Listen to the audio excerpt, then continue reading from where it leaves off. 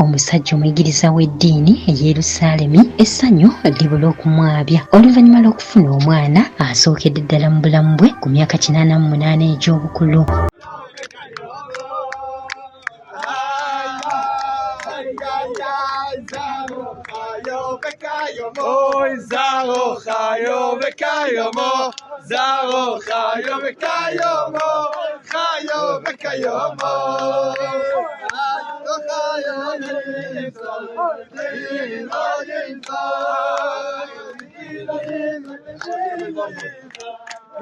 Rabbi Zevi yafunye omwana w'asookedde ddala mu bulamu ku myaka 88 egy'obukulu oluvannyuma lw'okumala ebbanga ng'anoonyeza dde nga taliraba. Omusajja ono yasooka n'awasa mukazi we yasooka, wabula ebyembi omukyala n'afa nga tamuzaalidde mwana, era oluvannyuma omusajja ono n'amala mu buwuulu emyaka 6. Era oluvannyuma lwa mukyala we okufa, baaba w'omusajja ono yamala mu buwuulu ebbanga lya myaka 6 mulambirira nga talina mukyala. Bw'atyo oluvannyuma n'afuna embavu eziddamu okuwasa ku myaka 82 egy'obukulu, era nga bwe yali agenda okuwasa ate era yafuna omukazi wa myaka 50. Kyokka oluvannyuma lw'okumuwasa ate era bamaze ebbanga lya myaka 6 mulambirira nga tebalaba ku mwana, wabula Mukama nga bw'ataggwaayo, omusajja ono bw'abadde aweza emyaka 88 egy'obukulu ne mukazi we ku myaka 56 egy'obukulu, bw'atyo n'amukubirawo ezzadde lya mwana mulenzi. Era wenjogerera bino ng'omusajja ono essanyu ly'alina lya mwoki wa gonja, oba katugambe essanyu ly'alina ly'erino wambwa lyabeera nalyo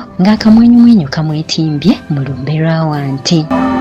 Omukyala ono azaalidde mu ddwaliro erimanyiddwa nga Hadassah Medical Center erisangibwa e Yerusaalemi, era ng'okusinziira ku basawo, maama n'omwana bonna bali mu mbeera nnungi ddala.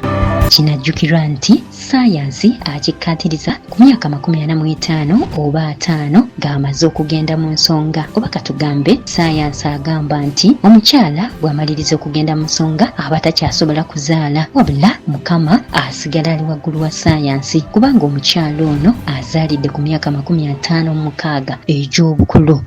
Nabo bayingidde mu byafaayo e Yerusaalemi. Kinajjukirwa nti mu kitabo ky'olubereberye Genesis essula ya 17 olunyiriri lwa 16, jjajja w'abakkiriza Ibulayimu yamala ebbanga ddene ng'anoonya omwana, bw'atyo n'abuuza ne Mukama nti nze siibeere na musika, kubanga Ibulayimu ono yalina ebyobugagga bingi, kyokka nga mu nsi yonna talinayo yadde omwana. Era ku myaka 10 egy'obukulu nga Ibulayimu gy'alina ne mukyala we Salaayi oba Saara ku myaka 9 egy'obukulu, yamukubirawo ezzadde lya mwana mulenzi amanyiddwa nga Isaaka. Emboozi eno nkugambye eri mu kitabo kya lubereberye essula ya 17 olunyiriri lwa 16. Kale nno Mukama asukkuluma okutegeera kw'omwana w'omuntu. Naawe bw'obeera eyo ng'essuubi likuweddemu, ne bw'oba olina emyaka 7 ne bw'oba olina emyaka 10, Katonda asobola okukola ebyewuunyisa. Kale nno Mukama bw'atyo bw'awadde omusajja ono omwana ow'obulenzi ku myaka 88 egy'obukulu, nga ne mukazi we abadde n'emyaka 56 egy'obukulu, kyokka nga basobodde okuzaala, newankubadde nga ssaayansi ku mukyala ayogera nti omukyala ku myaka egyo aba takyasobola kuzaala. Ate era munnaffe tukubiriza obutaggwaamu ssuubi, kubanga omusajja ono mukyala we yasooka yafa. Awo nno yandigambye ku myaka 8 taddamu kuwasa, naye era musajja wattu teyakoowa, yaddamu n'awasa asobole okufuna omwana, era bwe kityo ekirooto kye eky'okufuna ku zzadde kisobodde okutuukirira. Kale singa teyaddamu kuwasa, kubanga yaddamu okuwasa ku myaka 82, kale singa teyaddamu kuwasa teyandifunye zzadde. Kale munnaffe toggwaamu ssuubi mweno ensi ey'abalamu okutuusa ng'ossizza ogw'enkomerero, bikyasoboka. Munnaffe nkujjukiza emisinde gy'amazaalibwa ga Kabaka gyengedde, era nga gino gigenda kubeerawo ng'ennaku z'omwezi 7 omwezi ogujja. Kale no munnaffe weeteeketeeke okusobola okwetaba mu misinde gino, era ng'emijoozi gigula emitwalo 2 gyokka egya Uganda. Emijoozi gino osobola okugisanga wano ku kizimbe Masengere ku mbuga z'amasaza wonna mu Buganda n'ebitundu ebirala. Kale nno weefunira omujoozi nga bukyali, osobole okweteekateeka okwetaba mu misinde gy'amazaalibwa ga Kabaka egigenda okubeerawo ng'ennaku z'omwezi 7 omwezi ogujja. Kwebaza nnyo okwekumira ku CBS FM n'okutugoberera ku mitimbagano gyaffe gyonna emirala. Weebalire ddala, tojjangu okwo. Nze April Nakawombe.